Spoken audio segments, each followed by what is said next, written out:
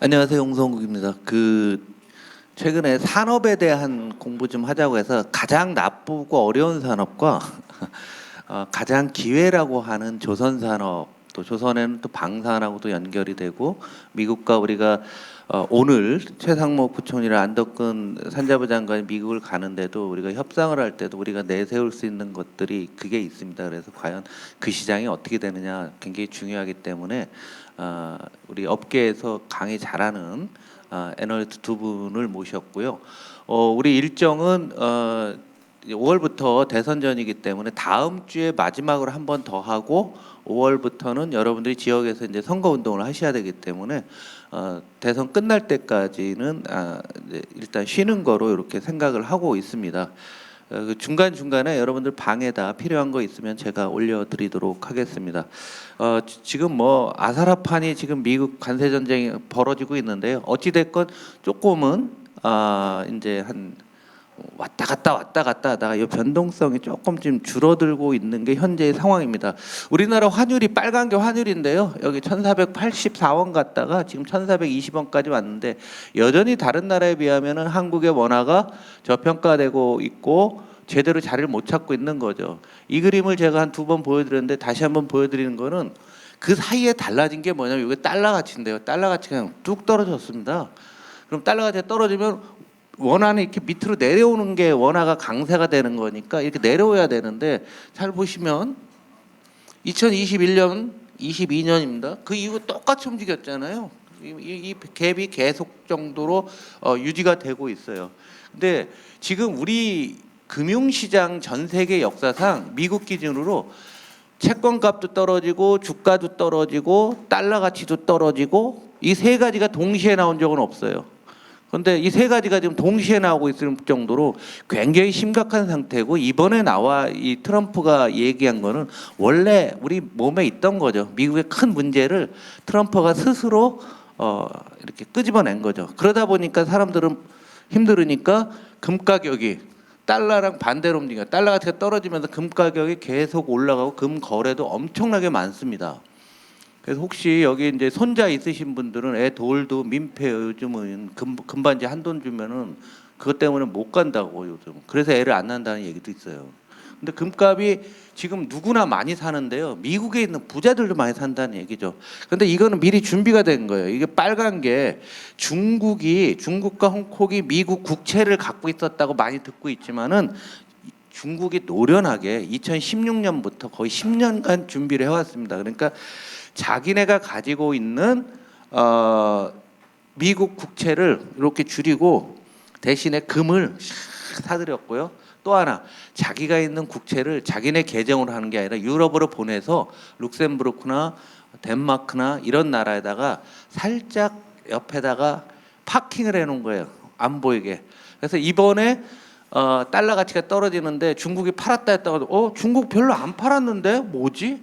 근데 유럽에서 많이 매도가 나왔거든요. 그런 상태예요. 그리고 미국에 있는 부자들도 미국에서 금 수입을 보시면 역사상 최고로 많이 금을 사고 있습니다. 그러니까 지금 이 불안정한 상황들이 계속 지속되고 있습니다.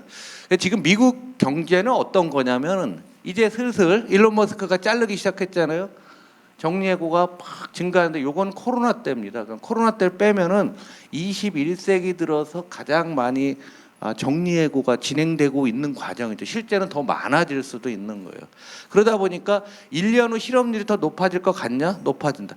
항상 이 코로나 때 2020년은 우리가 뭘 볼 때마다 항상 제외를 하고 보시면 뭐든지 가장 최고치에 와 있고요.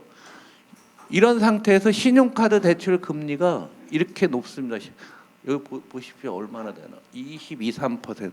우리나라도 신용카드 대출 금리는 말 그대로 신용대출이라서 상당히 금리가 높은데 이렇게는 안 돼요. 그런데 미국이 이런 상황이 되니까 밑에서부터 막 허물어지고 있고 모기금리 우리로 따지면 주담대인데 얘네는 고정금리대가 많습니다. 변동금리가 아니라 우리는 이런 게 의미가 없는데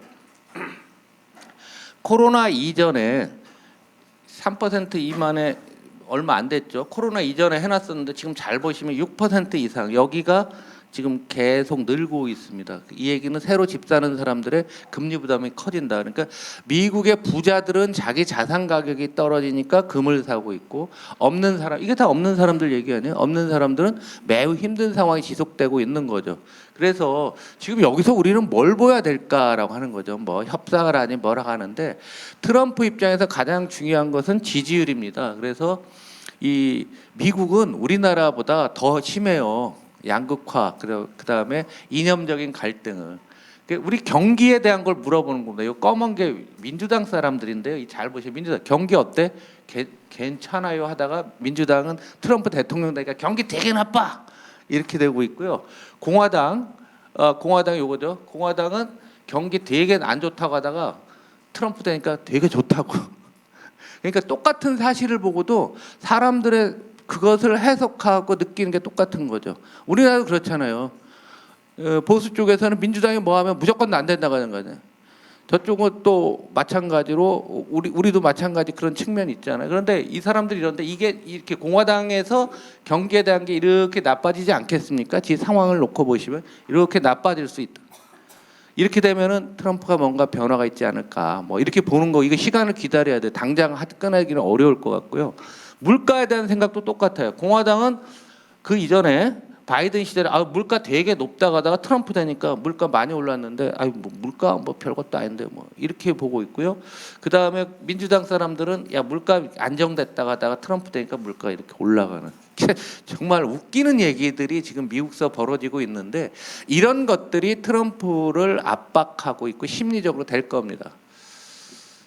이러다 보니까 반작용들이 나눈 거죠. 그래서 제가 말씀드린 대로 스위스로 자산을 엑소더스 한다든가, 뭐 미국 억만장자들, 트럼프에 가장 있는, 이게 신문 기사인데 트럼프를 따르는 이런 사람들도 하고, 우리나라에서는 또 미국 국채가 금리가 높다고 사던 강남 부자들이 이번에 작살이 났습니다. 서학겜이라고 해서 주가 떨어져, 또 달러 가치 떨어져, 또 뭐가 문제가 됐냐면은 또 미국 국채 투자를 많이 했는데 미국 국채 금리가 떨어질 줄 알았는데 미국 국채 금리가 올라버리고 그 다음에 달러 가치가 떨어지게 되니까 손실이 발생하는 이런 상황들이 된 거죠.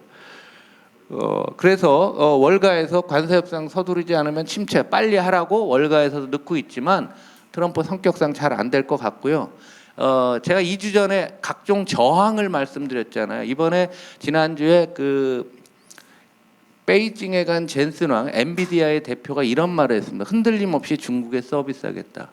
우리나라 기업이 막 싸우고 있는데 그 상대방에 가갖고서 나 이 나라 잘해줄 거야 하는데 지금 미국의 CEO들이 그냥 버티는 거예요. 이 자료는 2주 전 자료에 다 있어요. 어떤 회사인지, 뭐 퀄컴이 뭐 어떻게 되고 뭐 이런 말씀을 드렸습니다.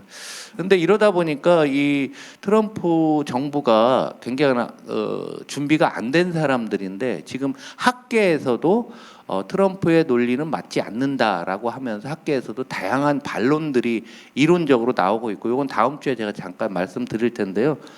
그러면 그럴수록 이 파시스트는요, 제가 파시즘 공부를 많이 했거든요. 작년과 올 초까지. 파시스트는 자기는 무오류에 빠져 있는 겁니다. 자기들은 절대 틀리지 않는다. 히틀러도 그렇고 무솔리니도 그렇고 그 사람들은. 근데 자기 틀렸다고 하니까 엇박자를 내는 거죠. 그러니까 뭐 이런 얘기까지 하는 거죠. 미국 주식시장에 중국 기업이 상장이 많이 돼 있어요. 얼마나 돼 있냐면 8천억 달러만큼 돼 있는데 이거 다 상장 폐지시켜버려. 이딴 논의들을 하고 있고, 미란 보고서도 다 얘기했잖아요. 말도 안 되는 100년짜리 무이자 국채로 나눠준다든가.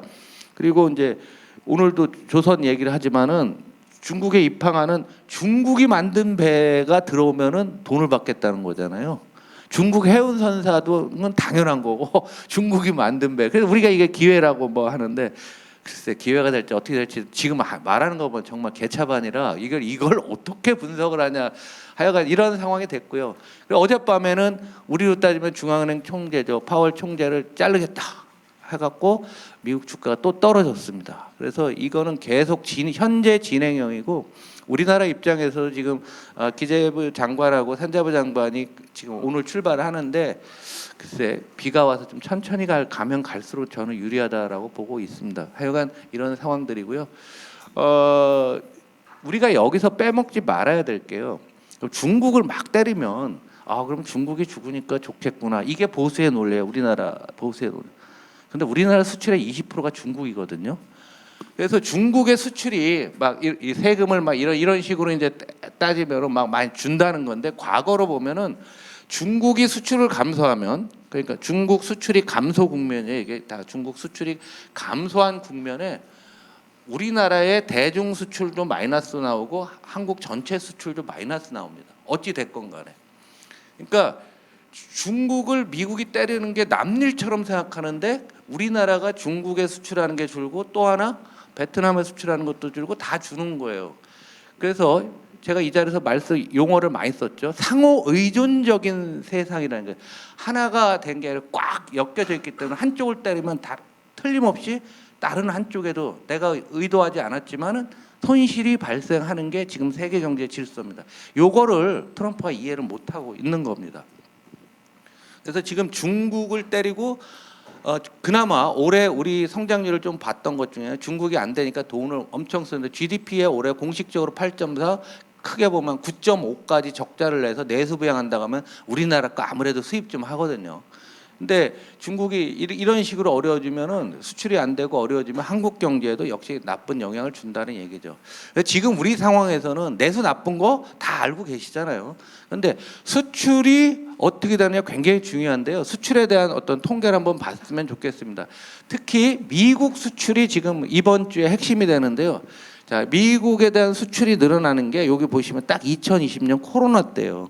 그 이전에 미국에서 무역수지 흑자 많이 안 났습니다. 그런데 여기서부터 쭉 올라가는 거예요, 미국 수출. 그리고 무역 수지도 여기서 쭉 난 겁니다. 그러니까 우리는 수출을 협상할 때 한 20년치를 놓고 얘기해야 되는데, 미국은 2024년, 3년 두 개년도치 갖고서 우리를 압박하고 있는 거죠. 그런데 도대체 이때 무슨 일이 있었냐는 여러분들이 다 알고 계신 사항들입니다. 이때 뒤에 말씀드릴게요. 그래서 특히 잘 보니까 미국 수출에 뭘가 많이 늘었나 보니까 중간재가 많이 늘었다라는 거죠. 딴 거는 그냥 하던 대로 가는데 중간재가 뭐냐, 그러니까 부품이라든가 중간 단계에 있는 것들이 2020년부터 늘었는데, 그게 뭐냐면 이 그린필드 직접 투자라는 게 뭐냐면 거기서 땅 사서 건물 짓고 기계 놓고 다 하는 거예요. 그래서 우리나라가 미국에 지금까지 누적으로 투자하는 게 1,300억 달러 됐다라는 게 바로 요 그림입니다. 그러니까 여러분 참조를 1,300억 달러 정도 수출을 했고, 이 과정에서 한국 기업이 무진장 많이 갔는데 계속 가고 있는 거죠, 한국 기업 수가. 그런데 한국 기업들이 현지에서 완성돼 이렇게 공장을 접고, 그럼 거기서 뭔가 부품도 사고 원재료 사고 해야 되는데 이게 안 늘어요. 그러니까 산업이라는 게 어떤 생태계가 있어야 되잖아요. 공장 하나 짓는다고 되는 게 아니잖아요. 그래서 저는 그 불후의 명제인 수축사의 2에도 이렇게 써놨었죠. 그 미국에서 생태계가 형성이 되려고 하면 앞으로 상당한 시간이 걸리기 때문에 지금 단계에서 그렇게 걱정 안 해도 된다고 했는데, 생태계가 없는 겁니다. 그러니까 미국이 자동차에는 25% 관세를 주는데 자동차 부품에 대한 관세는 유예했죠. 줄인다고 한 이유가 생태계가 안 돼 있는 겁니다. 그래서 이제 수출로 보시면 되고요. 앞으로 아마 이번에 가면은 서비스업 개방 얘기를 많이 할 것 같아요. 그래서 2주 전에도 다양한 비관세 장벽 얘기했는데, 미국이 유일하게 강점 있는 것은 서비스 산업밖에 없는 겁니다. 예를 들어 뭐 넷플릭스라든가 구글이라든가 아마존이라든가, 얘들이 신났다 하고 들어올 가능성이 상당히 크고 아마 이런 요구를 받을 거로 예상이 됩니다. 그래서 이 수출이 얼마나 중요한가를 다시 한번 리마인드 하면은요. 작년도에 우리가 2.04% 성장했는데 그 중에서 1.93이 수출이에요. 이 얘기는 내수는 그냥 멈춰서 있는데 수출로 성장률이 오르막 내리막 하고 있는 게 현재 상황이라는 거예요. 그 이전에도 보면 그 이전에 비해서도 지금 현저하게 높아졌잖아요. 그러니까 이게 작년도에 특별히 내수는 완전히 맛이 갔다는 게 보여주는 거죠. 특히 이제 그 부동산 건설 경기가 죽으면서부터 굉장히 나빠졌었는데요. 그래서 수출이 우리나라 총 부가가치 국내에서 생산하는 거 한 22% 정도 된다. 그러니까 GDP 대비 수출이 얼마다, 그건 의미가 없는 거고요. 그거는 금액이잖아요. 그런데 그거 뭐 예를 들면 금 수입했다 금 수출하는데 뭔 경제에 영향을 줍니까? 숫자상에 있는 거죠. 실질적으로 부가가치는 22%예요. 몇 퍼센트라고요? 까먹지 마. 지금 졸릴 시간 됐어요. 지금. 그러니까 22%예요. 예? 그리고 그 수출 중에서 생산 유발 효과. 그러니까 수출이 1만큼 늘어나면 자동차에서 생산은 이만큼 늘고 뭐 이렇다는 얘기입니다. 그래서 총 수출 생산 유발이 가장 좋은 게 자동차, 선박, 그다음에 기계, 전기 장비들이 좋고 이쪽으로 가게 되면은 생산 반도체 같은 거는 굉장히 스테디하잖아요. 그 사람들이 하는 게 뭐 비슷하다라고 보시면 될 것 같습니다. 그리고 수출의 부가가치 유발액이 가장 많은 거는 그럼에도 불구하고 반도체는 뭐 우리나라 독보적이니까 자동차, 기계 같은 얘기인데요. 이걸 일자리로 놓고 봐야 됩니다. 지금은. 그래서 수출이 우리나라 일자리가 3천만 개가 좀 안 돼요. 우리나라가. 그러니까 경제활동 인구가 3천만 명 되는데 이 416만 개 일자리가 수출이 유발한 거다라는 거죠. 제조업 일자리가 440만 개예요. 우리나라 제조업이 440만 개인데 수출에서 416만 개니까 우리나라 제조업은 거의 수출에 달려 있다라고 보는 거죠. 그래서 수출은 우리나라 전체 취업의 15% 정도 기여하고 있고 산업별로 놓고 보면 역시 자동차가 가장 많이 69만 5천 명 정도가 있는데 요거는 취업 유발 이렇게 되는 게 실제는 훨씬 더 많은데요. 자동차의 변화에 따른 거고 요거로 보시면 돼요. 수출 100만 달러를 수출하면은 취업 일자리가 몇 개 늘어나는 거예요. 100만 달러다. 100만 달러가 우리로 따지면 지금 14억 정도 수출하게 되면 일자리가 선박 9개, 금속 뭐 이런 자동차가 7개. 그래서 지금 이 수출 문제가 올해 하반기 정도 가면 전부 일자리 문제로 바뀐다는 얘기입니다. 그래서 다행히 지금 GM 대우 문제가 이제 지금 해결이 안 되고 있는데 부평에 거의 50만 대하고 이거 엄청 큰 겁니다. 그리고 또 하나 현대차 문제가 있어요. 현대차, 기아차가 미국 수출 대수인데 지금 이렇게 쭉 늘었거든요. 늘은 이유가 단순히 우리가 저가로 간 건 아니에요. 일단 미국의 빅3가 맛이 갔고요. 그다음에 현대차가 상당히 혁신을 했습니다. 여러분 아시면 다양한 형태로 하고 전기차도 많이 왔고요. 그다음에 차종을 굉장히 다양화했습니다. 그래서 현대차가 실질적으로 SUV 수출한 건 2년밖에 안 돼요. 그 전에는 항상 세단형으로 미국에 갔는데 미국 사람들이 경트럭이나 SUV를 하면서 지금 SUV 계속 내놓고 있잖아요. 지금 제네시스 전기 EV 나왔는데 이쁘게 잘 생겼더라고요. GV80을 전기차로 만든 게 지금 이제 출시가 되고 있거든요. 그러니까 차종을 굉장히 다양화했고 그다음에 지금 갑자기 유행한 게 전기차 가다가 중간에 하이브리드카 왔는데 반은 기름으로 가고 반은 전기로 이게 세계에서 현대차랑 일본 토요타밖에 잘하는 데가 없습니다. 그래서 문제는 메타프렌트라고 해서 지금 그 조지안과 거기다 지금 공장이 50만 대 공장인데 미국에 60만 대 수출하 70만 대 수출을 하는데 멕시코에서 들어가는 건 더 됩니다. 그거는 별도로 한국에서 만들어서 가는 게 이만큼 되는데 여기서 50만 대를 미국서 만들기 시작했을 때 울산경제, 우리나라 제조업의 일자리에 큰 문제가 있을 거라는 얘기죠. 이런 논의들이 지금 우리 경제에서 지금 진행되고 있는데 아직도 이거 금방 안 될 겁니다. 일본이 이번에 관세 전쟁에 가서 시간 끌기 작전으로 이제 나왔거든요. 그리고 협상 잘못했다고 국내에서 난리가 나고 뭐 매국노 얘기했고 우리는 또 한덕수가 또 헛짓거리 해갖고서 뭐 우리는 뭐 우리의 요구를 하지 않고 뭐 다 들어줄 듯한 얘기를 하고 있는데 하여간 여러모로 나라에 민폐를 끼치고 있어요. 그래서 아니 협상하러 가기 전에 우리나라 협상 전략을 다 얘기하는 게 세상에 어디 있습니까? 그죠? 여러분 가족끼리 고수 필 때 나 이번에 저거 먹을 거야 이렇게 얘기하고 치는 사람 있어요? 없잖아요. 지금 한덕수가 있는데 우리 국내 언론들 여기 기자분들 이런 거 보도로 안 해 이상하게. 챗GPT는 저기 다 번역들 다 해주고 있는데. 그래서 하여간 우리 어려운 과정 이 과정에서 계속 옆으로 가는데 그렇다고 해서 결정적으로 나빠지지 않습니다. 결정적으로 나빠졌을 때 미국도 어려워지고 임계치에 와 있기 때문에 이 상태로 한 달 정도 간다. 이 상황에서 우리가 선거전을 치러야 된다라는 거죠. 굉장히 어려운 국면이고요. 국민들한테 역으로 지금 현 행정부가, 여당은 어차피 아무 능력이 없으니까 현 행정부가 이상한 짓거리를 하고 있다는 부분들은 분명히 많이 알려줘야 되고, 그 과정에서 이게 쉽지 않은 겁니다. 그 다음에 다시 한번 잔소리처럼 말씀드리지만, 우리가 집권한다고 해도 방법이 별로 없다라는 거예요. 이게 어떻게 되는 거예요. 그래서 진짜 이번에 정책에 참여하시는 분들, 또 신정부에서 일하실 분들도 진짜 공부 굉장히 많이 해야 되는데, 문제는 뭐냐면 우리가 알고 있는 상식이 무너지고 있다는 얘기예요. 그러니까 내 상식이 전혀 안 통했을 때 우리가 어떤 대안을 만들 것인가 정말 어렵다는 거죠. 자, 이런 과정 속에서 오늘 내수 소비자 산업에서 우리 또 오늘 여성 동지들이 많이 오셔서 뒤에 화장품까지, 화장품 대미 수출까지 다 얘기하고, 유정현 대신증권 애널리스트가 말씀을 드리고요. 그 다음에 이제 조선업과 방산, MRO 요즘 미국 함정 수리하고 뭐 해서 조선업이 대화랑을 보이고 주가도 한 10배 올랐죠. 거의. 하여간 뭐 이런 일들이 지금 발생하고 있는데, 항상 어렵지만 또 이것을 벗어나는 사람들이 있습니다. 그래서 이어서 유정현 애널리스트가 여러분들한테 말씀드리겠습니다. 저는 마치겠습니다. 감사합니다.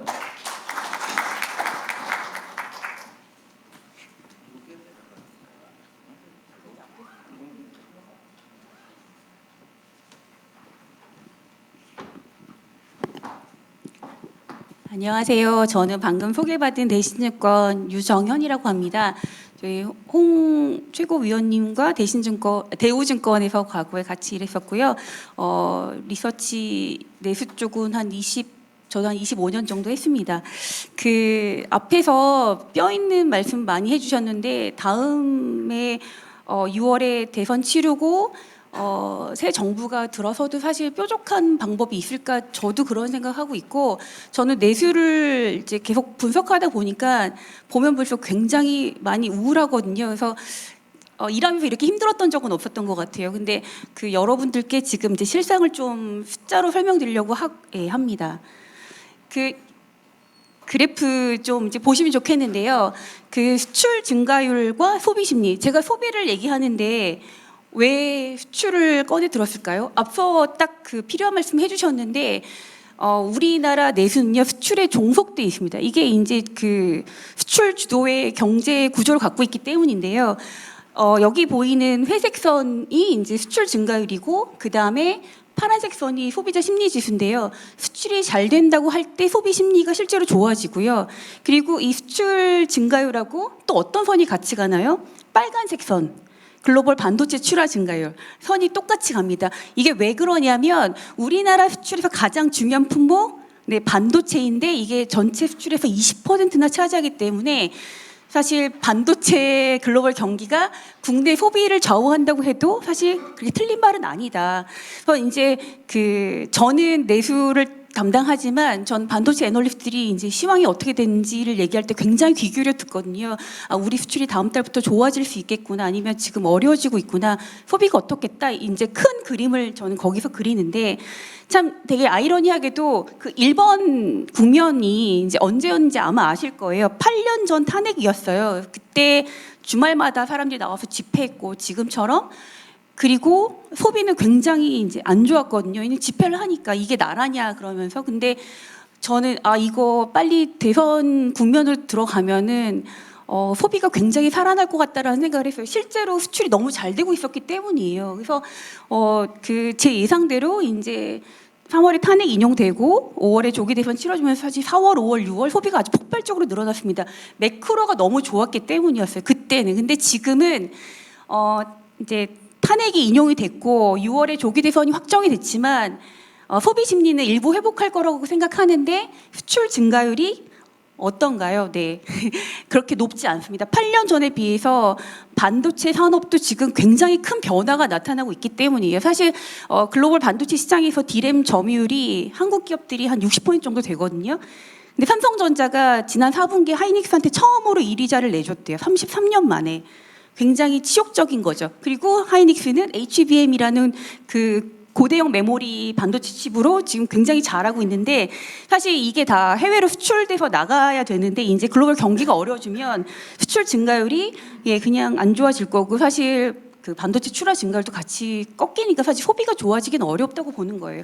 여기 첫 번째 단락에 보시면은 올해 한국은행이 이제 우리나라 수출 증가율을 1%대로 예상을 했다가 지난 2월 금통위에서 0.9%로 하향 조정했습니다. 사실 수출이 성장을 못한다라고 얘기한 거나 마찬가지 1%대도 상당히 낮은 건데 0.9%로 하향 조정했고 이게 더 추가로 낮아질 가능성이 있다고 보고 있어요. 이제 통상 마찰 때문에요. 그리고 또 이제 또 중요한 그래프가 이 대선과 소비 성향인데요. 제가 그 8년 전 탄핵 때 처음으로 이 그래프를 그렸었어요. 근데 우리나라 사람들의 소비 성향이 왜 떨어질까? 예, 그냥 전보다 이제 사람들이 소비를 덜 하는구나. 이렇게 내수가 구조적으로 쉽지 않으니까 그런 정도로 생각할 수 있는데 왜 떨어질까 이유를 찾아보니까 두 가지거든요. 첫 번째는 미래 성장성이 낮아지기 때문에, 그러니까 장기 미래 성장에 대한 불투명 때문에 사람들이 돈을 점점 더 안 쓰려고 하고, 두 번째가 되게 심각한데 인구 고령화 때문이에요. 사실 이제 할아버지 할머니 분들은요 두 가지 부류가 계신데 아주 돈이 많으시거나 아주 돈이 없으시거나, 아주 돈이 없으신 분들 원래부터 먹는 것밖에 돈을 쓸 데가 없고, 아주 많으신 분들은요 물론 이제 그 부가 자식대로 이제 이전이 되긴 하지만 보통 돈을 아무리 써도 소비 성향이 낮거든요. 그러니까 인구가 계속 고령화되고 그 경제가 활력을 잃고 그다음에 이제 장기 미래 성장성에 대한 불투명성 때문에 사람들이 돈을 안 쓰니까 떨어지는데, 이 떨어지는 구간에서도 언제 한 번씩 오르나 봤더니 바로 정부가 취임하는 분기에 소비 성향이 올라오더라고요. 그래서 제가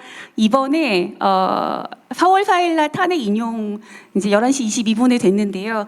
기다리고 있다가 47분에 이 보고서, 이 그래프를 담은 보고서를 발간했는데 이번에 빨리 탄핵이 돼야지 국내 소비가 눌려 있던 게 좋아질 거다. 시장이 이제 계속 그런 얘기를 해왔었습니다.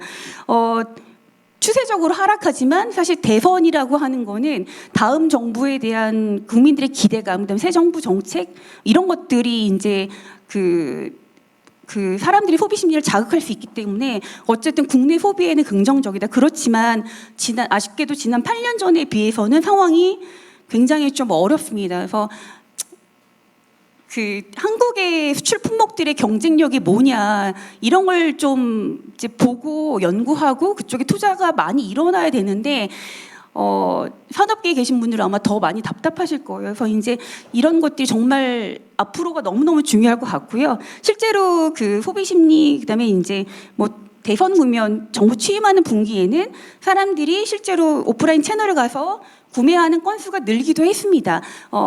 이제 구매하는 횟수, 이게 이제 트래픽, 얼마나 많이 방문하냐 이거고, 그 다음에 이제 그 물가 상승률을 반영해서 제품 가격 얼마나 올릴 수 있냐, 이게 이제 전체 판매 가격인데, 요 두 가지 값의 함수가 이제 매출 성장률이잖아요. 지금 이제 1분기는 상당히 안 좋았겠죠. 근데 이제 2분기부터는 일시적이나마 회복이 될 수 있다고 생각하고 있습니다. 잠깐 이 거주할 해외 소비 그래프를 설명드리고 싶은데요. 이거는 참고로만 알고 계시면 좋을 것 같아요. 코로나 이전에 저도 해외여행 이제 가족과 함께 뭐 가까운 동남아 등 해서 1년에 2번 정도 다녔는데요. 코로나로 하늘길이 막히면서 분기당 9조 원 정도 해외 지출하던 게 2조 원까지 추락을 했고요. 2022년 4분기부터 다시 해외여행을 열심히 다니고 있습니다.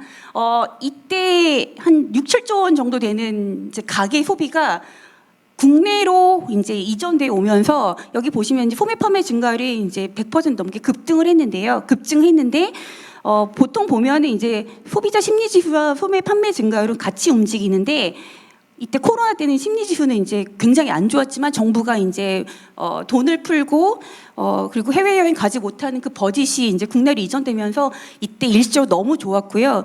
그리고 이제 같이 선이 움직일 거라고 생각했는데 소비 심리가 이렇게 회복되는데 계속 빠지는 거예요. 예. 사실 뭐 해외 여행 다 열심히 가느라고 그런 것도 있었지만 경기가 안 좋은데 그 코로나 이후는 코로나 이전과는 내가 달라졌다라는 걸 사람들이 은연중에 느꼈기 때문이에요. 그러니까 소매 판매가 늘지 않고 있습니다. 이 그래프 보시면 너무 참담하죠. 네, 이거 원래 따라 올라와야 됐어야 하거든요. 과거의 관행상으로 봤을 때는. 근데 이런 것들이 지금 다 깨지고 있는 그런 상황이 되고 있는 거죠. 그래서 지금 4분기부터는 해외여행 소비 조금 줄고 있는데요. 실제로는 4분기에 원달러 환율이 한 6%, 원의 환율이 4% 올랐기 때문에 실질 그 현지 통화 기준을 못 늘었을 것 같고 해외 소비 자체가 1분기는 더 줄어들 거라고 보고 있습니다. 이제 국민들의 살림이 어려워도 지난 2년 동안은 못 해봤던 해외 여행을 막 했는데 그것마저 꺾이고, 다만 그 버짓이 이제 국내로 좀 이전돼서 돌아오면 약간의 밸런스가 맞춰질 수 있지 않나, 저는 이제 그런 생각을 조금은 해보고 있는데 이제 어떻게 될지는 모르겠어요. 네. 그다음 이제 지금부터 두 페이지가 제가 진짜 말씀드리고 싶은 부분인데요. 이제 자꾸 소비 얘기하는데 뭐 GDP 얘기하고 수출 얘기하고 다른 나라 뭐 얘기하는데 같이 보셔야 될 필요가 있는 것 같아요. 한국의 GDP 대비 민간 소비 비중 오른쪽 그래프인데요. 보시면은 계속 빠지는 게 보이시죠? 2010년 이전에는 50% 중반 정도는 기록을 했는데 2010년 이후에 이게 50%를 하회하기 시작합니다. 저는 이제 숫자를 계속 보는 사람이니까 2010년 이후에 무슨 일이 일어났냐? 그러니까 잠재 성장률, 우리나라 잠재 성장률이 기존의 3%에서 2%로 한 단계 레벨 다운돼요. 네. 지금은요 1%. 그 한국은행 이창용 총재님이 우리 경제 체력으로 1% 성장하는 게 맞다. 예, 굉장히 뼈아픈 팩트를 말씀해 주셨어요. 사실 저 그 말에 되게 공감했거든요. 아이도 안 낳아, 외국인 노동자들 차별해, 그리고 뭐 다 해외에 공장 짓고 있는데 어떻게 내수에서 그 뭔가 경제를 끌어올리겠냐. 사실 1% 성장하는 게 맞는 거죠. 근데 물가가 2% 이상 오르잖아요. 실제로 뭔가 소비를 하는 횟수는 마이너스 1%라는 얘기 아닌가요? 그러니까 굉장히 어려운 상황이 계속되고 있는데, 코로나 때 이제 한번 확 내려갔다가 2023년도에 올라왔지만 작년에 제 예상대로 내려갔고요. 미국이 68% 정도 차지해요. 미국은 소비의 나라인데 이제 제조업을 하겠다고 지금 저 난리를 치고 있고, 미국이 글로벌 GDP의 4분의 1 정도 차지합니다. 그 중에 소비가 70%니까 실제로 미국이 전체 지구상에서 소비한다고 하는 게 대략 20% 정도 되는 거죠. 굉장히 이제 중요한 나라예요. 우리가 물건 갖다 파는 시장이니까. 근데 거기도 지금 어려워지고 있는 상황이라는 걸 이제 앞서서 들으셨고요. 또 한 가지 재밌는 게 독일인데요. 51%. 이게 간당간당합니다. 네, 우리나라처럼 수출 의존도가 높습니다. 얼마나 높냐면, 네, 여기 보시면 한국하고 독일이 맨 위에 있고요. 우리나라보다 수출 비중이 조금 더 높네요. 우리나라가 한 GDP 대비 한 40%, 독일은 한 45% 정도 되고 있고, 중국은 네, 이거밖에 안 돼요. 그러니까 중국을 어떻게 막 미국이 찍어 누르려고 하는데 별 효과가 없을 거라고 저는 생각하고 있고요. 이게 이제 안타깝게도 독일의 경우가 우리나라랑 너무 비슷해요. 사실 유럽의 독일을 보고 한국의 제조업 경기를 같이 이렇게 전망하기도 했거든요. 과거 리서치에서. 지금 사실 똑같은 상황이 계속 이어지고 있습니다. 우리나라와 마찬가지로 수출이 GDP에서 차지하는 비중이 굉장히 크고, 최근 이제 왜 이러냐면은 독일은 자동차가 수출을 차지하는 비중이 무려 15%, 우리는 20% 반도체. 근데 중국의 BYD가 지금 글로벌 전기세 생산 1위 업체잖아요. 테슬라가 2위고, 제가 오기 전에 쭉 보니까 전기차 판매 순위 보니까 5위에 폭스바겐 있고 6위에 현기차가 있더라고요. 그리고 다 중국 회사예요. 1위부터 10위까지. 네. 이렇게 거기도 수출 비중이 높으니까 수출이 안 되면서 민간 소비가 이렇게 이제 꼬라박는 거죠. 그래서 지난 2년 동안 OECD 국가 중에 GDP가 2년 연속 유일하게 감소한 나라가 독일이라고 해서 그냥 여기도 진짜 골치가 아프겠구나. 그러니까 민간 소비를 끌어올려야 되는데, 그러니까 우리의 경제 구조가 너무 이제 외부 변수에 취약한 구조다 보니까 이게 어려운 거예요. 게다가 인구 자체가 이제 줄어들 일만 남았기 때문에 굉장히 좀 우울하죠. 네. 이제 여기서부터는 간단한 숫자들이니까 그냥 흐름만 이해하시면 되는데요. 공통적으로 코로나 이후에 국내 소비 시장이 한 번 레벨업 됐습니다. 아까 말씀드린 대로 분기당 한 9조 원씩 해외에서 소비를 하다가 그게 2조 원까지 줄고 그 돈이 한 번 내수 시장이 거품을 만들었어요. 그래서 이제 백화점 같은 경우는 15년, 19년 평균 성장률이 1%였는데 코로나 때 일시적으로 안 좋았다가 3년 연속 높은 성장을 기록했습니다. 이때 아마 의원님들 중에 이제 뭐 기사 보셨는지 모르겠지만 백화점 앞에 오플럿 명품을 사기 위해서 줄 서는 모습들이 언론에 많이 보도가 됐고요. 그런 것들이 이제 거품을 만들었는데 그 이후로 그렇게 돈을 많이 썼으니까 어떻겠어요. 네, 지금 쓸 돈이 없는 거죠. 그리고 집에 보면은 그동안에 쇼핑했던 것들 다 집에 있는데 이제 물건을 살 수가 없는 상황이 벌어지고 있는 거예요. 그래서 나머지도 보시면 비슷한데요. 이제 그래서 이제 채널별로 잠깐 설명드리면 그 오픈런 사태 말씀드렸는데요. 그 제가 이제 이거 연도별 이렇게 백화점 점포별 매출액을 쭉 보는데 너무 그냥 저 자체도 되게 씁쓸하더라고요. 올해 1, 2월 백화점 누계 성장률이 2%였거든요. 네. 근데 신세계 강남이 대략 그럼 10에서 11%, 네, 롯데 잠실도 11%. 그럼 나머지 점포는 네, 마이너스. 지방 점포는 엄청난 마이너스고요. 서울 수도권만 플러스. 네. 이제 지난 한 4, 5년간 데이터를 보시면은 백화점 전체가 지난해 0% 성장했고 전체 소매는 마이너스 0.1을 기록을 했는데요.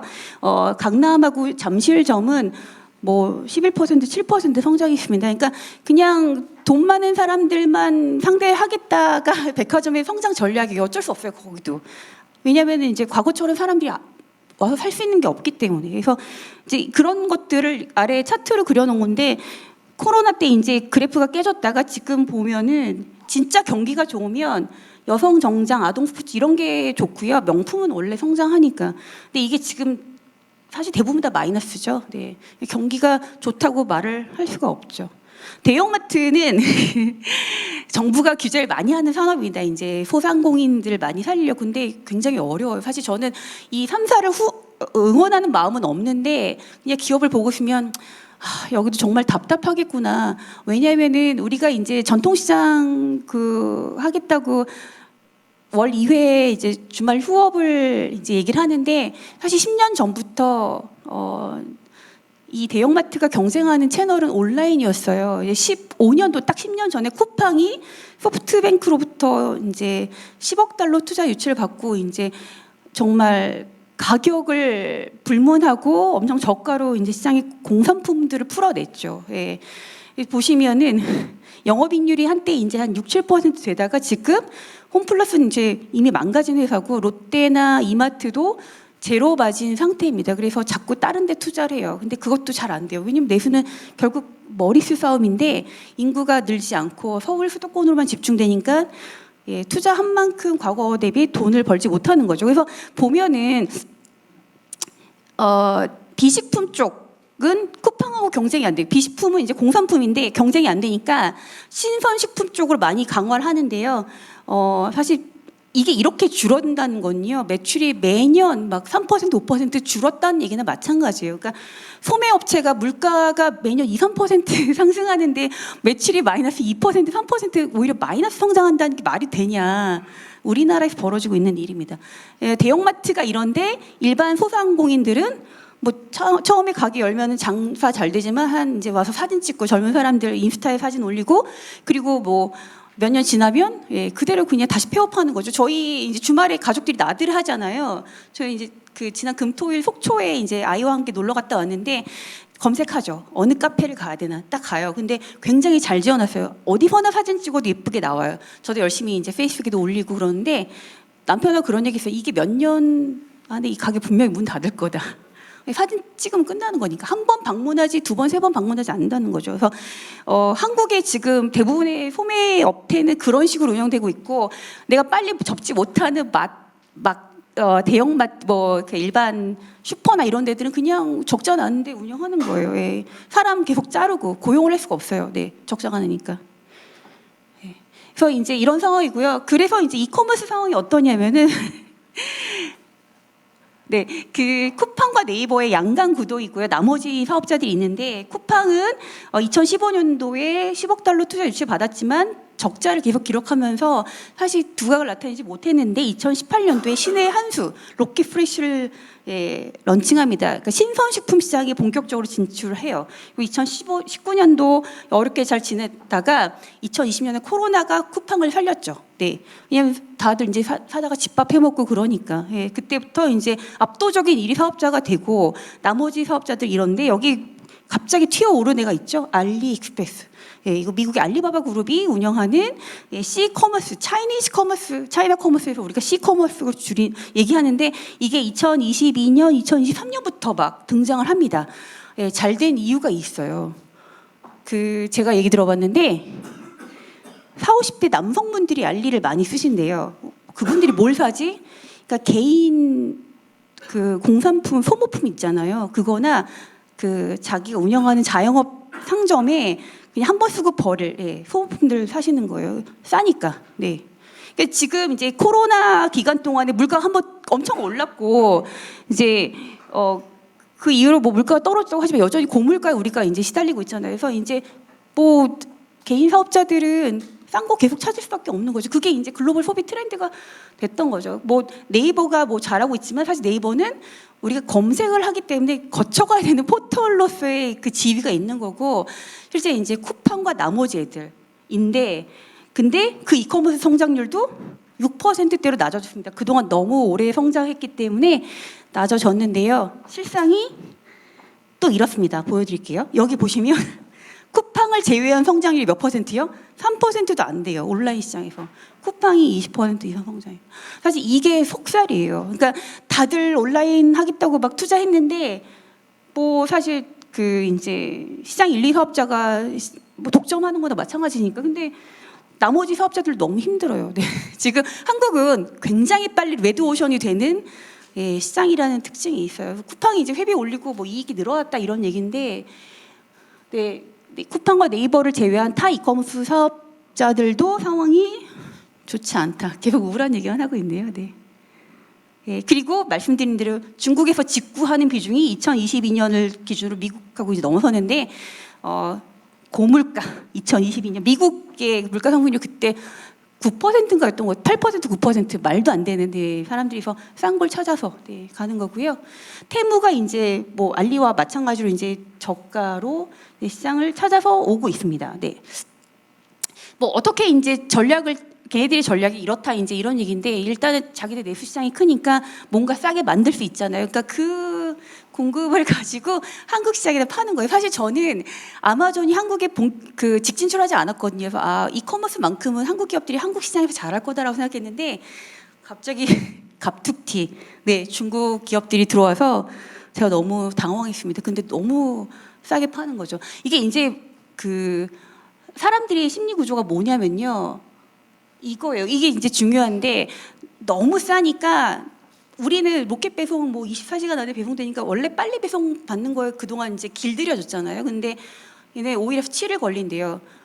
내가 이거 이렇게 살 건데 이 정도는 기다려줄 수 있어. 그 정도의 가격으로 파는 거예요. 그런데 얘들이 뭘 하기 시작했냐면 K 메뉴, 자기네 메뉴를 따로 만들어서 한국 업체들 입점시켜요. 근데 이게 왜 가능하냐면 얘네 이용자가 많아지면 얘네 갖다 놓고 팔았는데 많이 사람들이 쓰더라. 그러면 당연히 입점을 해야죠. 쿠팡이나 네이버에 입점하듯이 여기 입점하는데 그러면은 하루 이틀 만에 배송이 된다는 게 이제 진짜 큰 위협이에요. 그래서 이걸 지금 한번 확 늘리고 나서 지금 좀 잠잠한 상태거든요. 제가 여기 뭐라고 적었나요? 한국 이커머스 시장 판도 변화는 사업 의지에 달려있다. 얘들이 우리가 좀 해볼까? 아니면 좀 이쯤에서 쉬어갈까? 그러면 이제 시장이 다시 대격변이 일어나는 거죠. 아까 보셨던 이 그래프 상황이 어떻게 바뀔지 모른다는 거예요. 그러니까 실제로 월에 얼마나 많은 사람들이 들어와서 쓰느냐 이제 이 지표인데 그들의 의지에 달려있다는 게 아쉬운 거죠. 네. 이제 그 컨텐츠 관련된 얘기를 해드릴게요. 뭐 K-팝 그다음에 한국 영화 컨텐츠 글로벌하게 너무 많은 사랑을 받고 있는데, 그러니까 제가 몇 년 전인가 왜 TVN에서 윤식당, 윤스테 이런 거 시리즈로 계속했잖아요. 서진이네. 근데 해외 현지에 나가서 식당을 오픈하고 혹은 한국에다가 이제 스테이 어떤 숙박 시설을 마련해서 거기 들어오는 외국인들한테 장사를 영업을 합니다. 근데 보고 느낀 게 있어요. 이제 윤스테이 그 전라남도 어디에 굉장히 아름다운 한옥 그 숙소에다가 이제 외국인 숙박객들을 받아서 이제 한식을 상차림을 정성스럽게 내놓는데 하나같이 평들이 너무 맛있고 너무 좋고 자기가 너무 좋아서 여기 일부러 찾아서 왔고 이런 옛날에는 김치하면 냄새나고 뭐 마늘 냄새나고 다들 그랬는데 왜 이게 이렇게 저 사람들이 아주 막 저렇게 난리일까? 그만큼 문화의 힘이 커졌기 때문이고요. 실은 그 문화의 힘이 커진 데는 우리 경제력이 따라왔기 때문이에요. 경제적으로 잘 돼야지 문화가 융성할 수 있고, 그리고 이제 우리 과거에 외국인들이 싫어하던 품목도 그냥 이거 한국 거니까 너무 좋아 이렇게 되는 거죠. 그래서 사실 K 푸드나 K 그 뷰티 뭐 K 컨텐츠 이 열풍에는 우리 경제력이 올라온 게 사실 너무 제일 중요했고, 그리고 이제 뒤따라서 뭐 여러 가지들이 복합적으로 작용했는데요. 또 핵심이 하나 더 있어요. 가격이 저렴하다. 먹는 거랑 얼굴에 바르는 화장품은 가격도 굉장히 큽니다. 그러니까 제가 그 사람들이 이제 그냥 단순히 뭐 인기가 많아져서 그렇다고 하지만 저는 이거를 알았거든요. 한국 그 라면뿐만 아니라 이제 미국에서 팔리는 라면이 0.86달러래요.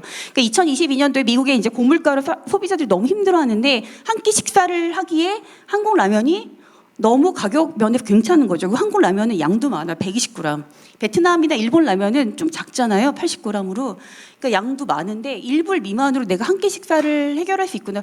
그런데다가 내가 좋아하는 어떤 K 드라마의 주인공이 막 먹는 라면이야. 그럼 이제 열광에 사는 거죠. 그래서 지금 다행스럽게도, 불행 중 다행스럽게도 이런 소프트한 그 수출 품목들은 지금 나름의 시장을 계속 잘 키워가고 있습니다. 뭐 반도체, 자동차 다 너무 어려운데 이쪽은 그래도 좀 괜찮아요. 그래서 이제 미국향으로 나가는 수출 비중이 가공식품, 이제 음식료, 뭐 비빔밥, 라면 이런 것들인데요.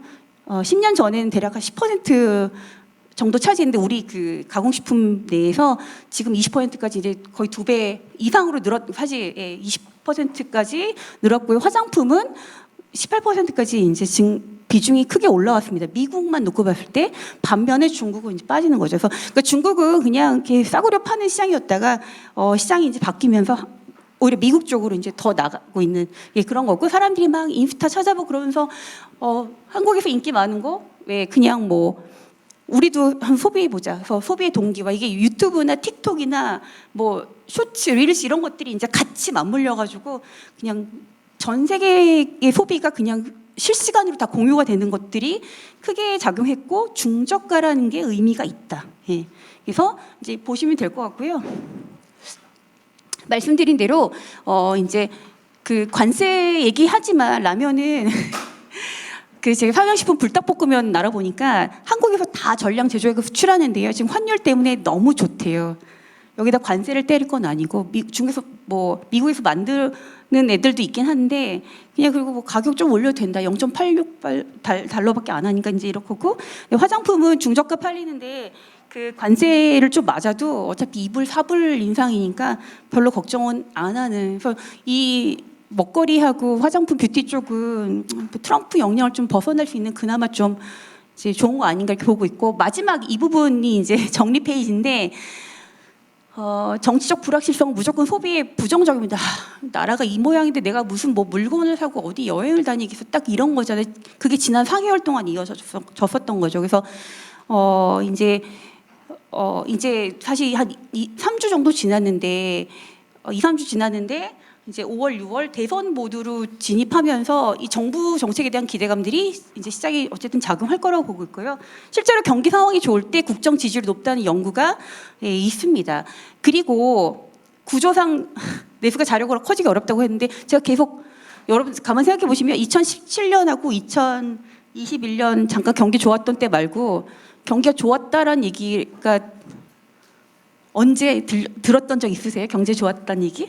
없어요. 원래 사이클이 있는 산업인데 그 사이클이 없어지고 있습니다. 3050 클럽이란 무엇인가? 이 3050 클럽 들어보신 분이 계신지 모르겠는데 이게 뭐냐면요. 인당 GDP가 3만 불 이상이면서 인구가 5천만 이상인 나라를 3050 클럽이라고 하는데 전 세계 7개 나라가 있어요. 딱 7개. 자, 어디 될까요? 네, 일단 우리나라 들어가요. 대단하죠. 한국, 미국, 일본, 그다음에 유럽의 4개 나라, 영푸독, 이탈리아. 네. 근데 제가 이래요. 곧 우리 여기 탈락할 거야. 인구 5천만에서 꺼지면. 네.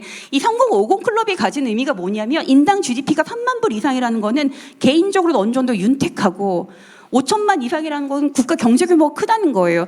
그러니까 지난 1월인가 2월에 김동연 이제 도지사께서 세계 경제 지도에서 한국이 이제 사라질지 말지 이거 곧 결판 난다. 예. 이거 지금 계속 추락하고 있잖아요. 전 이거 보면서 너무 이제 답답하죠. 쫙 잘 왔는데 갑자기 22년부터. 네. 근데 도대체 뭐 하고 있는 거지 정부는? 사실 저는 그런 생각도 하거든요. 이게 이제 뭐 중국이 전기차 분야에서 반도체에서 자기네 나라 제품으로 대체하고 한국이 어려워지고 있지만 그냥 너무 천하태평한 정책들을 펼치고 있는 거 아닌가. 내수는 점점 어려워지긴 하는데 애를 낳으라고 하지만 사실 그냥 지금 이런 상황에서 누가 애 낳겠습니까? 네, 그렇고요. 그 다음에 이제 네 번째 줄 보시면 2017년도에 사드로 인해서 GDP 성장 0.4% 포인트 피해 입었다고 한국은행에서 얘기했는데요. 이게 저는 이제 이것도 너무 그냥 뼈 아프게 들리는 거예요. 그 사드를 설치해가지고 중국 정부가 한국에 단체 관광 가지 마 얘기했거든요. 근데 그때 이 7.5조 원이 0.4% 포인트면 내수에 다 이게 풀릴 돈이었으니까 내수만 놓고 보면 이게 그 내수 소비의 3% 성장률을 꺾은 거죠. 3% 성장률. 우리 내수 성장해봤자 1%, 2%인데. 예.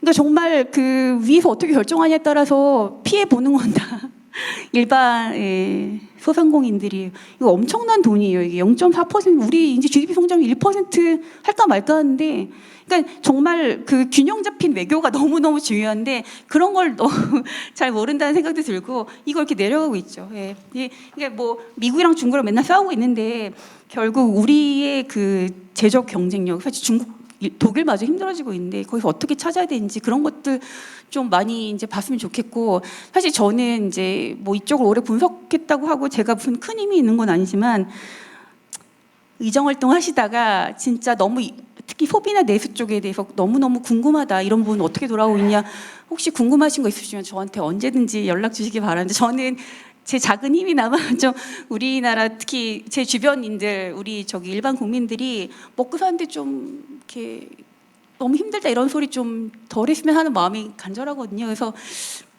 우리 최고위원님 요청에 제가 이렇게 달려왔는데 여러분들도 혹시 업무 보시다가 필요하신 거 있으시면 편하게 연락 주시면 제가 답변해 드리도록 하겠습니다. 마치겠습니다. 감사합니다.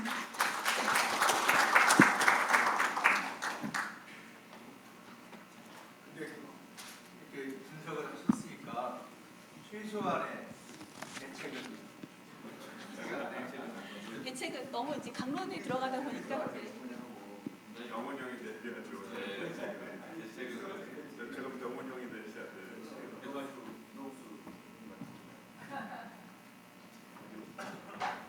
네, 안녕하십니까. 다음 순서 진행하도록 하겠습니다. 저는 메리츠증권에서 조선기계 산업을 담당하고 있는 백의원이라고 합니다. 잘 부탁드리겠습니다.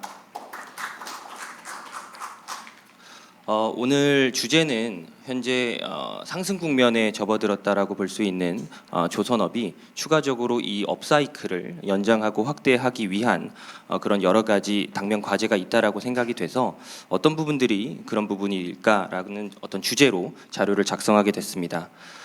본격적으로 들어가기 앞서서 조선업에 대한 간략한 좀 정의 그리고 소개해드리고 넘어가도록 하겠습니다. 조선업이란 크게 세 가지 완제품을 만드는 산업입니다. 화물이나 여객을 수송하는 상선이 있고요. 그 다음에 군함과 같은 전투 목적, 전투 지원 목적의 함정을 건조하는 특수선 부문이 있습니다. 마지막으로 해양 유전이나 가스전을 개발하고 생산하는 해상 구조물을 다루는 해양 플랜트 영역이 있습니다.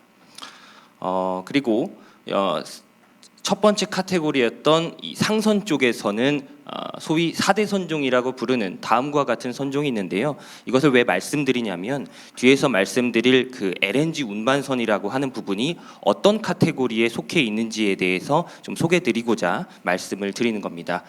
가스선 같은 경우에는 우리나라 조선업체들이 가장 잘하며 지금 중국과의 어떤 기술 격차도 잘 벌리고 있는 선종이고 사실상 우리나라 조선업의 플래그십 모델이라고 이해해 주셔도 좋을 것 같습니다. 당연하게도 매출액이나 수주 이런 부분에서 차지하는 그 비중은 압도적일 수밖에 없고요. 저희가 뒤에서는 이런 LNG 운반선에 대해서 이 상승 국면을 추가적으로 확대할 수 있을 만한 기회 요인에 대해서 말씀드리도록 하겠습니다.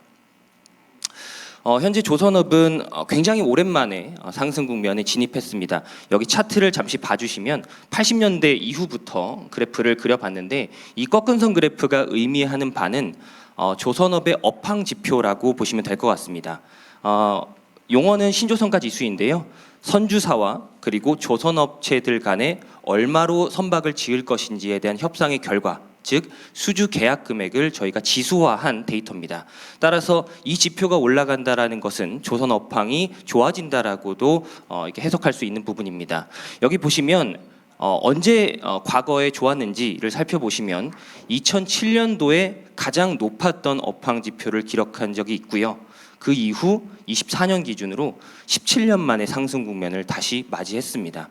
저희는 너무나 오랜만에 온 이런 상승 국면을 이렇게 빨리 끝내긴 너무 아쉽다라고 생각을 하고 있고요. 이런 상승 국면을 추가적으로 연장하고 확대해 나가야 할 어떤 과제가 있다라고 생각합니다. 실제로 우리나라에 있어서 조선업은 굉장히 중요한 산업이라고 생각합니다.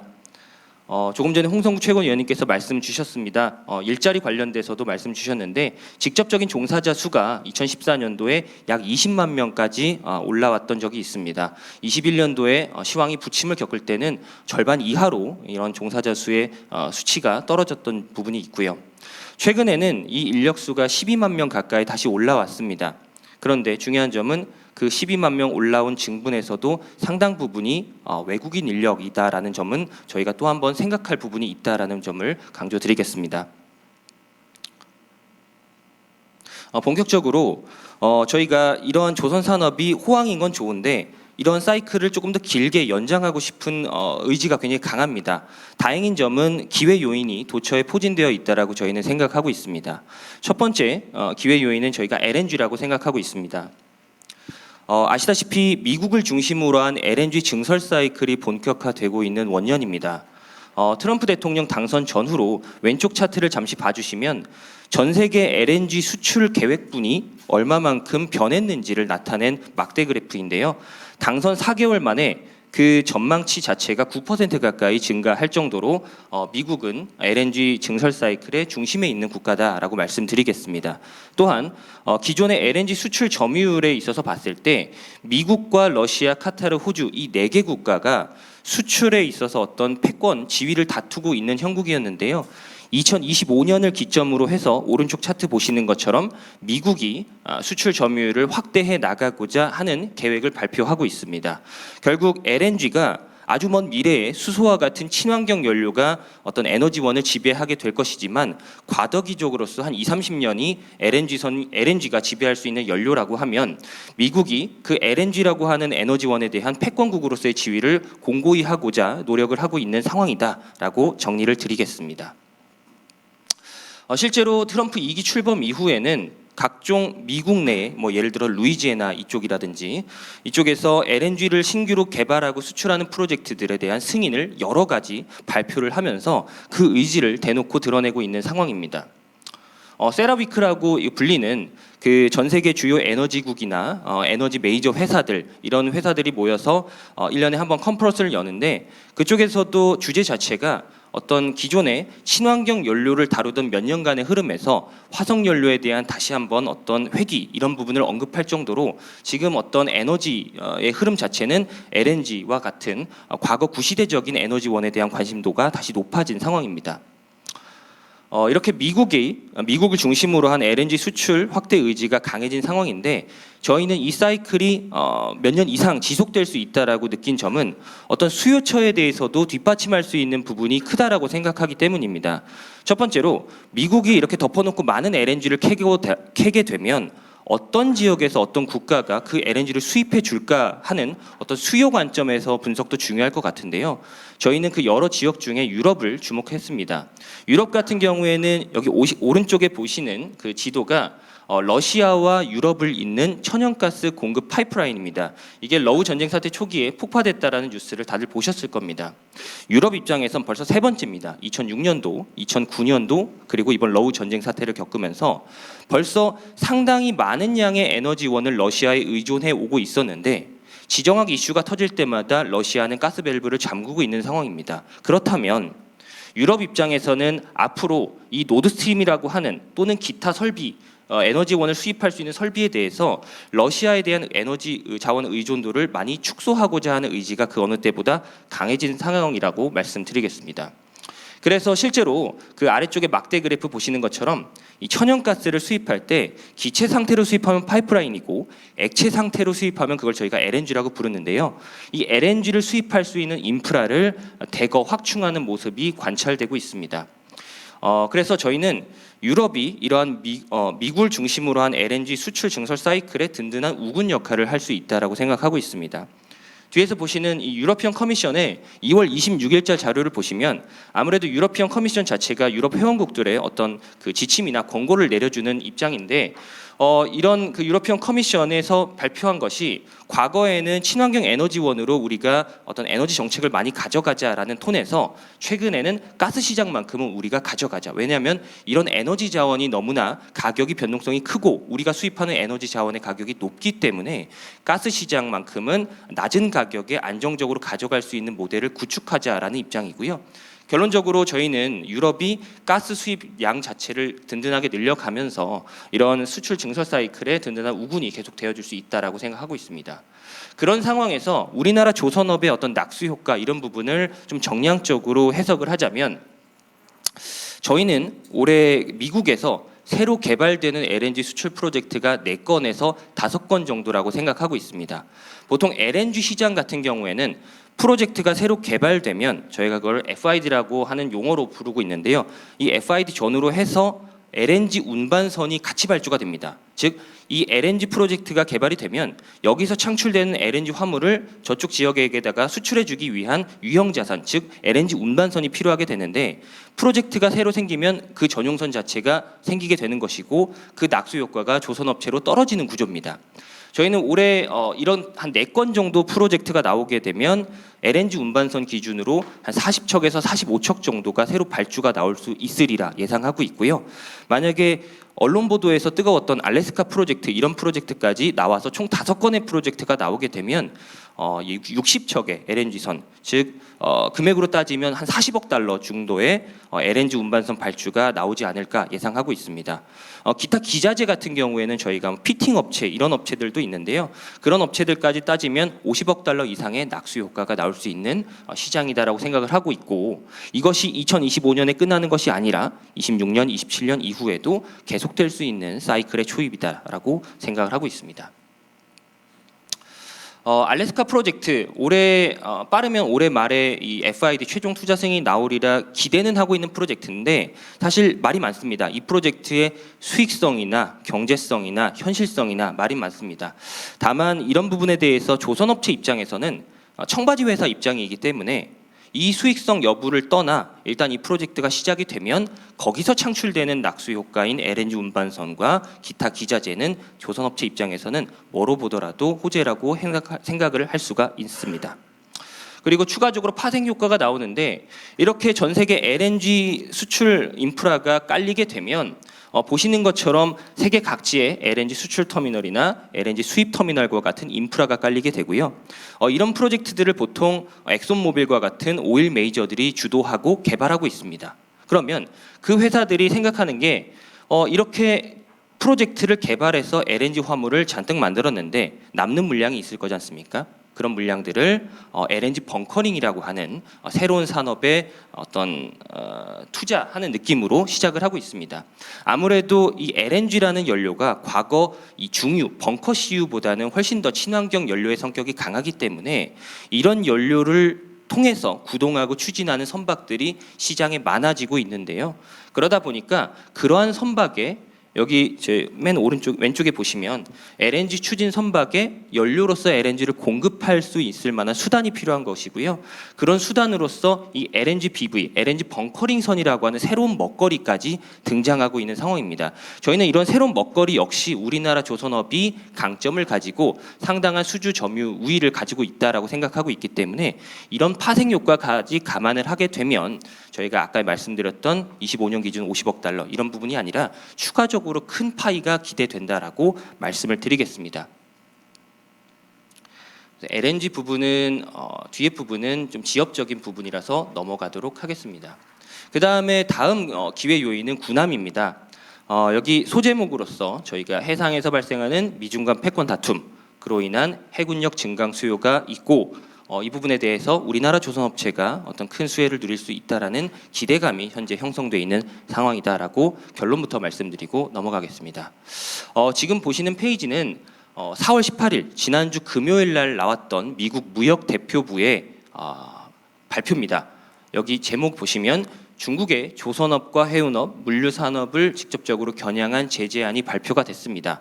구체적인 내용은 크게 4건과 잠정 조치 2건으로 요약할 수 있습니다. 핵심만 말씀드리면 일단은 중국 선사, 중국 국적의 선사에 대해서 서비스 수수료를 부과를 하는데 예를 들어서 중국 선사가 물건을 싣고 미국을 방문한 경우에 그 선박의 순톤수를 기준으로 해서 수수료를 부과하는 방침입니다. 그러면 예를 들어서 컨테이너선을 말씀을 드려보겠습니다.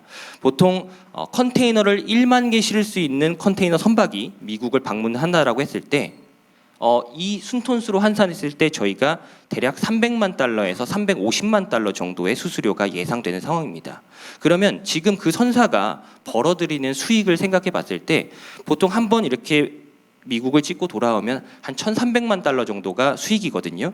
그 중에서 305만 달러 또는 350만 달러를 벌금으로 부과하는 이런 제재가 나왔다라고 요약을 드리겠습니다. 추가적으로 두 번째는 중국산 선박, 즉 중국 조선소에서 건조한 선박을 가지고 운영을 하게 되면 그 선사가 운영의 주체가 중국이 아니더라도 우리나라 선사가 운영을 하더라도 수수료를 부과하겠다라고 밝혔습니다. 특히나 여기서 좀 주목하는 부분은 이 컨테이너선 같은 경우에는 특별히 또 요율을 따로 적용해서 이렇게 부과하겠다라고 강조를 하고 있습니다.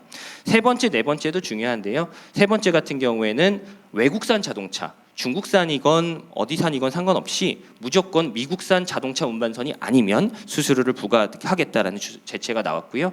마지막으로 아까 저희가 말씀드렸던 LNG 운반선에 대해서 우리나라 조선업이 상당히 강점을 가지고 있고 미국은 이 선박을 못 만드는데도 불구하고 미국산 LNG를 수출할 경우에는 일부 물량은 미국에서 건조한 LNG 운반선으로 수송을 할 수 있도록 그런 규제 조치가 나왔습니다.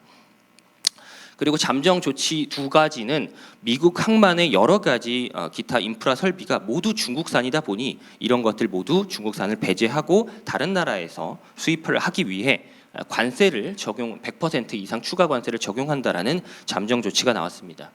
이런 것들을 보면서 저희가 느낀 점은 단순히 미국이 중국 조선업을 말리고 본인들의 미국 조선업을 중흥시키기 위한 어떤 전략이라기보다는 그 이면에는 어떤 중국의 해군력 증강이 가능한 인프라 또는 원동력 자체를 조금 소실시키려는 어떤 전략이 포석되어 있지 않았을까라고 생각됩니다. 그도 그럴 것이 중국 조선업을 말리려고 했으면 중국산 선박에 대한 더욱 큰 제재가 나왔어야 되는데 일단은 가장 큰 제재는 중국산 선사에 대한 제재가 나왔다라는 것이기 때문입니다. 저희가 그 21년도에 어떤 그 리포트가 나왔냐면 컨테이너선인데요. 컨테이너선 위에 여러 가지 컨테이너가 적재되어 있는데 이게 열리면서 그 순항 미사일이 발사될 수 있는 약간 숨겨진 그런 컨테이너 구조체까지 미국 정부부에 따르면 발견이 됐습니다. 그 말이 의미하는 바는 지금부터 미국 입장에서는 견제해야 될 어떤 상대의 해군 전력이 군함에 국한된 것이 아니라 일반 상선 역시도 우리가 잠재적으로 어떤 문제시해야 할, 불안해해야 할 요소라고 생각할 여지가 충분하다라고 생각합니다. 그러다 보니 중국산 선사에 의한 이런 이제 운영 형태를 많이 견제하고 있다라고 생각을 하고 있고요. 이 테이블에 보시는 것은 그것뿐만 아니라 군함 자체의 수도 중국에 비해서 많이 이제 역전된 상황입니다. 저희가 테이블 보시는 것처럼 2024년도에 미국과 중국과의 해군 전력은 숫자상으로 봤을 때 역전됐다라고 보고 있고요. 그리고 다음 그 페이지를 보시면 2030년에는 그 격차가 척수로 봤을 때 131척 가까이 벌어질 수 있다라는 어떤 연구 결과도 나와 있습니다. 또한 미국이 현재 보유하고 있는 해군 전력의 연령 자체가 굉장히 노후화되어 있기 때문에 어떤 그런 해군 운영 측면에서 작전 수행 능력에서도 상당히 여리한 모습이 관찰될 수 있다라는 불안감도 있는 상황입니다. 여기 보시면 보통 함정의 기대 수명을 저희가 35년 정도로 보는데 2025년에 교체 주기를 맞이할 수 있을 만한 이론적으로 봤을 때 그런 교체 수요가 전체 전력의 40% 가까이 되기 때문에 이런 것들을 어떻게 수명을 연장을 해줘야 되고 이런 부분을 대비해야 되는지 미국 입장에서는 골머리를 앓을 수밖에 없는 상황입니다. 그러다 보니 이 부분은 그 중국에서 조선소들 캐파 증설하고 있는 상황인데요. 넘어가도록 하겠습니다. 그래서 미국 입장에서는 지금 보유하고 있는 해군 전력의 수명을 연장하는 MRO와 같은 이런 방법에 대해서 우리나라 조선업체들의 협력을 구하고 있는 상황이고 궁극적으로는 신조 함정을 건조할 수 있을 만한 우리나라의 협력 요청을 추가적으로 요청할 수밖에 없는 상황입니다. 우선 작년부터 이제 언론 보도 보셨던 것처럼 하나오션이 군수 지원함이라든지 급유함과 같은 이런 함정들 중심으로 해서 MRO를 수주하고 있습니다. 아직까지는 이 MRO 사업에 대해서 전체 시장 규모는 그렇게 크진 않다라고 생각합니다. 왜냐하면 척당 저희가 추정해 봤을 때 한 300억 원 전후이기 때문에 보통 HD 현대중공업의 저희 27년 예상 매출액이 20조 원입니다. 그러면 한 척에 300억 원 정도의 MRO 사업이면 아직까지는 그렇게 크진 않다라고 보고 있고요. 다만 이런 것들을 마중물로 하여서 궁극적으로 미국에서 새로운 함정을 건조한다라고 했을 때 그 건조 사업을 우리나라 조선업이 수주할 수 있는 방안에 대해 기대할 수 있는 부분을 말씀드리겠습니다. 우선 HD 현대중공업 같은 경우에는 최근에 헌팅턴 잉걸스 인더스트리라고 하는 미국에서 가장 중요한 조선소가 두 곳이 있는데 그중 하나와 MOU를 체결했습니다. 잠깐만 그 추가 설명을 드리면 이 헌팅턴 잉걸스는 제너럴 다이나믹스 일렉트릭 보트라는 조선소와 함께 미국의 핵잠을 만드는 조선소입니다. 그런데 이 헌팅턴 잉걸스 인더스트리는 그 중에서도 그 원자로를 제외한 나머지 기타 모듈을 생산하는 업체거든요. 최근에 워낙 생산적인 문제, 인력적인 문제가 발생하고 있기 때문에 어떤 생산 효율이나 공정 효율이 안 나오고 있기 때문에 우리나라와 또는 동맹국들과의 어떤 조선업 협력을 굉장히 요구하고 있는 상황이고 그 외에 우리나라가 잘하는 구축함에 대해서도 굉장히 지금 구비를 하고 조달해 주는 상황이기 때문에 이런 부분에 대한 어떤 수요도 넘어올 수 있다라고 생각하고 있습니다. 두 번째로는 이제 호주의 회사이긴 합니다만 오스탈의 그 미국 자회사가 최근에 아까 보셨던 제너럴 다이나믹스 일렉트릭 보트라는 회사로부터 블록 조달 계약을 맺었습니다. 그 미국의 핵잠을 만드는 주요한 두 가지 축 중에 하나인 이 GD2B라는 곳에서도 마찬가지로 생산 문제 이런 것들이 발생하고 있기 때문에 오스탈이라는 회사에게 블록이나 이런 것들을 생산해서 조달해 달라라는 계약을 했고요. 이 오스탈에 대한 어떤 지금 하나오션, 우리나라의 하나오션과 같은 회사가 이제 적대적 M&A를 추진하는 과정이라서 나중에 이 지분 인수나 이런 것들이 최종적으로 됐을 때는 사실상 하나그룹이 미국의 핵잠 관련된 블록을 생산하는 자회사를 거느리는 형태로 흐름이 이어질 것 같습니다. 궁극적으로는 우리나라 야드 또는 우리나라가 현지 진출하든지 아니면 우리나라 야드에서든지 아니면 제3지역에서든지 미국의 군함 같은 어떤 굉장한 큰 파이를 먹을 수 있을 만한 흐름이 저희가 기대가 되고 있는 상황인데 아직까지는 미국의 법률적인 문제로 인해서 제동이 걸리고 있는 상황입니다. 첫 줄에 보시면 미국 10 US 코드를 보시면 미국 해군 군함은 반드시 미국 내에서 건조되어야 하고 그리고 여기 존스 액트라고 나와 있는데요. 미국에서도 대포가 달려있는 전함 말고 이 따라다니는 전투 보급함이라든지 함대 지원함 같은 경우에는 존스 액트에 따라서 미국에서 건조해야 되고 미국 승무원 요건 충족해야 되고 이런 어떤 법령 규제가 있는데 이런 것들도 해소가 돼야 됩니다. 그리고 이게 아니더라도 톨레프슨 수정안이라고 해서 이 함정의 블록 같은 것들을 외국에서 건조할 수 없는 법안들이 있는데 이런 것들도 어떤 수정이나 해결이 나오게 되면 우리나라가 미국 해군 건조 사업에 들어갈 수 있는 어떤 길이 열릴 수 있기 때문에 이런 부분에 대해서도 저희가 어떤 해결이 된다라고 하면 큰 기대를 가질 수 있다라고 보고 있습니다. 그래서 저희가 지금 LNG 관련돼서 그리고 군함 관련돼서 두 가지 기회 포인트를 말씀드렸는데 LNG 같은 경우에는 그리고 LNG뿐만 아니라 기타 산업에서도 아직까지 조선업에 대한 인력 충원 문제라든지 그리고 외국인 인력들을 지금 E7 비자들을 통해서 이제 많이 모셔왔는데 이분들이 또 이제 시간이 지나고 나면 다시 돌아가야 되면서 어떤 고급 인력의 영속성이 끊어지는 문제들을 어떻게 해결할 것인지 그리고 군함 같은 경우에는 어쨌든 미국에서 법률적인 부분이 해결돼야 되기 때문에 저희가 기대하는 거로는 어떤 입법 회의나 이런 부분들 서로 이 소통을 통해서 이런 부분이 조속히 해결이 된다면 우리나라 조선업체 입장에서는 좀 호재로 받아들일 수 있지 않을까, 또 기대할 수 있지 않을까, 이런 부분을 말씀드릴 수 있을 것 같고요. 저는 오늘 준비한 부분 여기까지 말씀드리고 마무리하도록 하겠습니다. 네.